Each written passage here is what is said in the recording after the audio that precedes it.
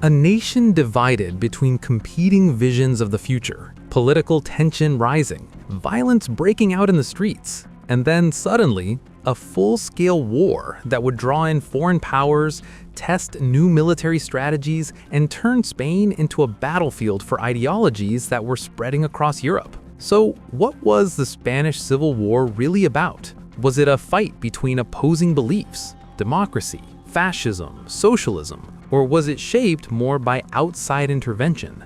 And how did this internal conflict become a preview of a much larger war that was coming? To understand this, we need to look at Spain in the early 20th century. Spain was going through a period of deep instability. The monarchy had collapsed, and in 1931, the Second Spanish Republic was established. It promised reform, land redistribution, reduction of military influence, separation of church and state, and more rights for workers. But these reforms didn't bring unity. Instead, they exposed divisions. On one side were groups who supported change: Republicans, socialists, communists, and anarchists. They wanted to reshape Spain's social and political system. On the other side were conservatives, monarchists, and those who supported traditional institutions like the Catholic Church and the military. They saw these reforms as a threat to stability and identity.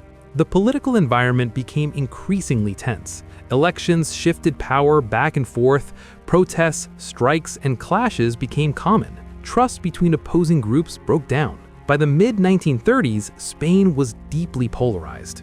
Then came the spark. In July 1936, a group of military officers launched a coup against the Republican government. The plan was to quickly take control and restore order as they saw it. But the coup didn't succeed completely. Instead of a quick takeover, the country split into two sides. The Nationalists, led by military figures including Franco, controlled some regions. The Republicans, loyal to the government, held others. Spain was now in civil war. At first, this was clearly an internal conflict, but very quickly, outside powers became involved. And this is where the war takes on a different dimension. On the nationalist side, Germany and Italy provided significant support. They sent aircraft, weapons, and military personnel. This support helped strengthen nationalist forces, especially in key moments of the war. On the Republican side, support came from the Soviet Union, along with volunteers from different countries who joined what became known as the International Brigades. So while the war began within Spain, it didn't stay contained there. It became a stage where larger global tensions played out.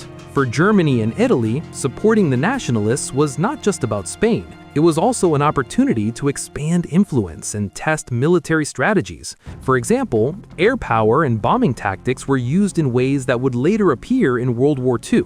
For the Soviet Union, supporting the Republicans was part of a broader effort to counter opposing ideologies and maintain influence. Meanwhile, other major powers like Britain and France chose a policy of non-intervention.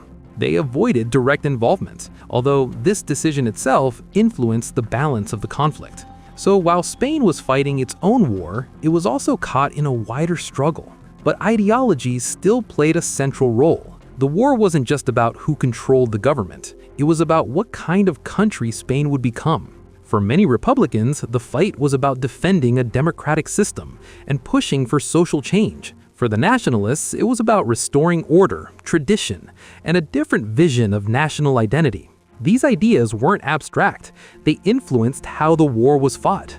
In Republican areas, there were experiments with collective ownership and social reforms. In nationalist areas, there was strict control and a focus on centralized authority. The conflict became deeply personal. Families were divided, communities turned on each other. Violence wasn't limited to battlefields, it extended into everyday life. And as the war continued, the human cost grew. Cities were bombed, civilians were caught in attacks. One of the most well-known examples is the bombing of Guernica, which became a symbol of the destruction caused by modern warfare. The war dragged on for 3 years. Despite early resistance, the nationalists gradually gained the upper hand. Their forces were more unified, and the support they received from abroad helped sustain their campaign. The Republican side, while determined, faced internal divisions and challenges in coordination. Different groups within the Republican coalition had their own priorities, which sometimes made unified action difficult. By the mid-1930s, the war was coming to an end. Nationalist forces captured Madrid, and the Republican government collapsed. Francisco Franco emerged as the leader of Spain. The immediate result was clear: the Nationalists had won. But the deeper impact of the war goes beyond victory and defeat. Spain entered a long period of authoritarian rule under Franco. Political opposition was suppressed. The country remained isolated from much of Europe for years, and the war itself left lasting scars. Hundreds of thousands of people had died. Many more were displaced. The divisions created during the conflict did not disappear overnight. So when we ask whether the Spanish Civil War was about ideology or foreign intervention, the answer is not one or the other. It was both. Ideology created the division. Different visions of society, government, and identity pushed the country towards conflict. Without those internal tensions, the war might never have begun. But foreign intervention shaped how the war was fought and how it ended. External support provided resources, technology, and strategic advantages that influenced the outcome. It also turned Spain into a testing ground for tactics that would soon be used on a much larger scale. In many ways, the Spanish Civil War was a warning. It showed how quickly internal divisions can escalate into full conflict. It showed how outside powers can influence the direction of a war. And it showed how ideology can drive people to fight not just for territory, but for an idea of the future. Just a few months after the war ended, Europe would move into an even larger conflict, World War II, and many of the elements seen in Spain would appear again on a much bigger stage. So the Spanish Civil War is not just a story about one country. It's a story about how internal struggles and external interests can combine to create something far more destructive.